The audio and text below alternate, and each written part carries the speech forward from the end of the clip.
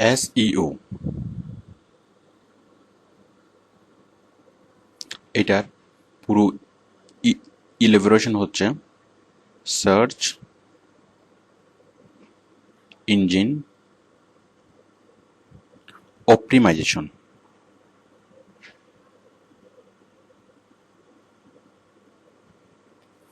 So what is search engine optimization? তো খুব সহজ করে যদি বলি, সার্চ ইঞ্জিন অপটিমাইজেশন হচ্ছে ইন্টারনেটের মাধ্যমে কোনো প্রোডাক্ট অথবা কোনো কোম্পানির প্রচার করা।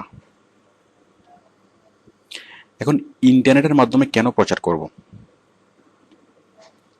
দেখুন, আমরা বর্তমানে আমাদের দৃশ্যমান যে প্রচার মাধ্যমগুলো, তার মধ্যে টিভি, পেপার এবং রেডিও।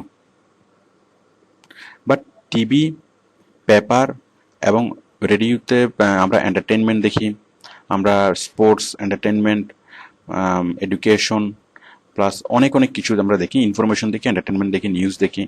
এবং এগুলোর পাশাপাশি বিজ্ঞাপনদাতারা বিভিন্ন কোম্পানি সেখানে অ্যাড দেখায়, এবং যেটা তাদের মেন উদ্দেশ্য, যে আমাদেরকে প্রোগ্রাম দেখানোর মেন উদ্দেশ্য হচ্ছে যে তারা আমাদেরকে তাদের বিজ্ঞাপন দেখাবে।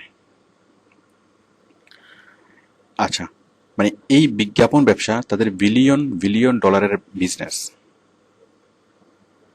এখন দেখুন, এই টিভি, পেপার এবং রেডিও এখন ইন্টারনেটে চলে এসছে।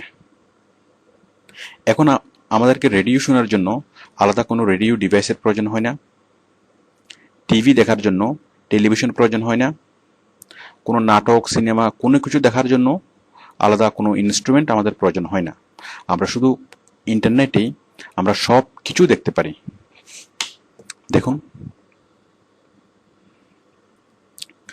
এই যে আমি টিভি দেখব, জাস্ট আমি গুগলে সার্চ করে RTVর, বাংলাদেশের RTV দেখব, RTV নিউজ দেখব।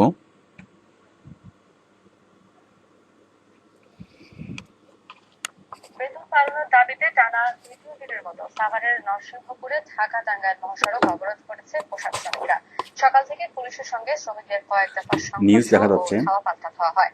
গতকালের ঘটনার রেশ ধরে সাভারের বাংলাবাজার এলাকায় হামিন গ্রুপের প্যাকেজিং কারখানা। মনে করুন আমি দেখবো রেডিও, মানে BBC রেডিও শুনবো, যে রেডিও অনুষ্ঠান। এখন রাত 10:30 BBC বাংলায় একটু পরেই আসবে আপনার দেশের খবর, সারা বিশ্বের খবর। আপনারা BBC শুনছেন ঢাকায় FM 100, চট্টগ্রামে FM 105। তাছাড়া দেখুন আরেকটি রেডিও, বাংলাদেশের আরেকটি রেডিও, রেডিও তুফান।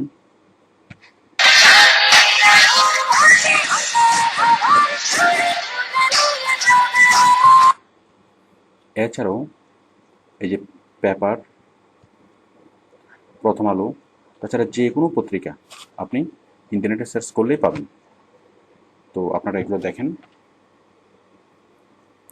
মানে আমি জানি যে আপনারা এই সম্পর্কে জানেন এবং নিয়মিত এগুলো দেখেন। তারপর দেখুন এন্টারটেইনমেন্ট। আমরা যেটাই আমরা দেখতে চাই না কেন, মনে করুন আপনি কোনো একটা প্রোগ্রাম দেখেন, সেটা নাটক হোক অথবা মুভি হোক। সাপোজ আপনি জ্যাকি চ্যানের মুভি দেখবেন, just you write on Jackie Chan movie, full movies. But Jackie চ্যানের সবগুলো মুভি চলে আসবে, এই যে 1 ঘন্টা 22 মিনিটের ছবি, 1 ঘন্টা 27 মিনিটের ছবি। এমনকি নতুন যে কোনো সিনেমা রিলিজ হলেই আপনি সেটা এখানে দেখতে পারবেন, ইউটিউবে দেখতে পারবেন। সাপোজ নাটক, বাংলা নাটক, বাংলা নাটক লিখে সার্চ দিলেই হাজার হাজার বাংলা নাটক আপনি দেখতে পাবেন। It's very easy. তো আশা করি আপনি বুঝতে পারছেন যে ইন্টারনেটের যে ভবিষ্যৎ, ফিউচার, যে টিভি, পেপার এবং রেডিও, এছাড়া এন্টারটেনমেন্টের যত ইনস্ট্রুমেন্ট আছে অথবা যত সিস্টেম আছে, সব কিছু নেটে চলে এসছে। তো সুতরাং অ্যাডভার্টাইজিং শিল্পটা, এই যে টিভিতে, রেডিও এবং পেপারে যে কোটি কোটি ডলারের অ্যাডভার্টাইজিং শিল্প, সেটাও নেটে, ইন্টারনেটে চলে আসছে। বাট টিভিতে যেরকম খুব সহজে প্রচার করা যায়, মানে টিভিতে একটা সেন্ট্রাল অথরিটি থাকে, যে আমরা জাস্ট কোনো কোম্পানি যদি টিভিতে অ্যাড দিতে চাই, সে শুধুমাত্র একটা অ্যাড তৈরি করে, একটা ভিডিও তৈরি করে জাস্ট টিভি সেন্টারে দিয়ে আসলেই হয়। নির্দিষ্ট টাকার বিনিময়ে টিভি সেন্টার সেটা প্রচার করতে থাকে। ঠিক তেমনি রেডিও, ঠিক তেমনি নিউজ পেপার। আপনি একটা ডিজাইন তৈরি করে যদি নিউজ পেপারে দিয়ে আসেন, নিউজ পেপার সেটা মানে ছাপবে। আচ্ছা, তাহলে আপনি যদি টাকা খরচ করেন, মানে মোটা অঙ্কের একটা টাকা খরচ করেন, তাহলে আপনি টিভি, পেপার এবং রেডিওতে খুব সহজে অ্যাড দিতে পারেন। কিন্তু ইন্টারনেটের বেলায় বিষয়টা সম্পূর্ণ ভিন্ন। কারণ ইন্টারনেটের কোনো সেন্ট্রাল অথরিটি নেই।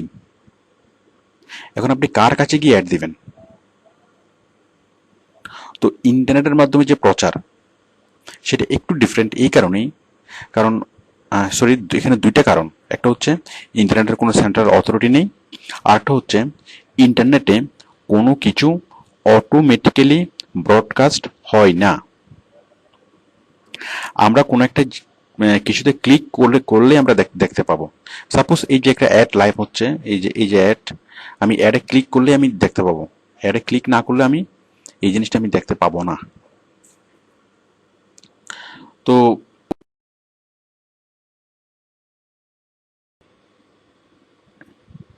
তাহলে তারা আমাদেরকে মোটিভেট করে আমাদেরকে টিভির সামনে বসাচ্ছে এবং আমাদেরকে দিয়ে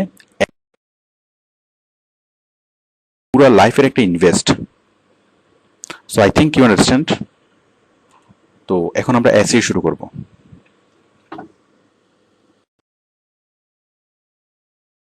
কম্পিউটার নেটওয়ার্ক, যেখানে ইনফরমেশন থাকে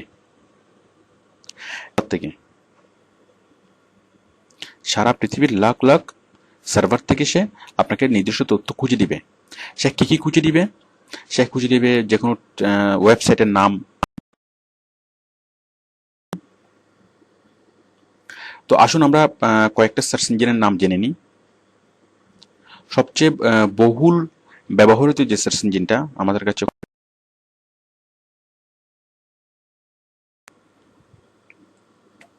www.freewebsubmissions.com।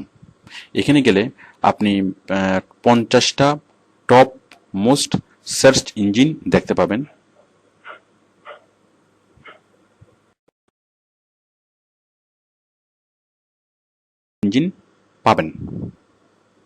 এই যে top 1000 search sites on web.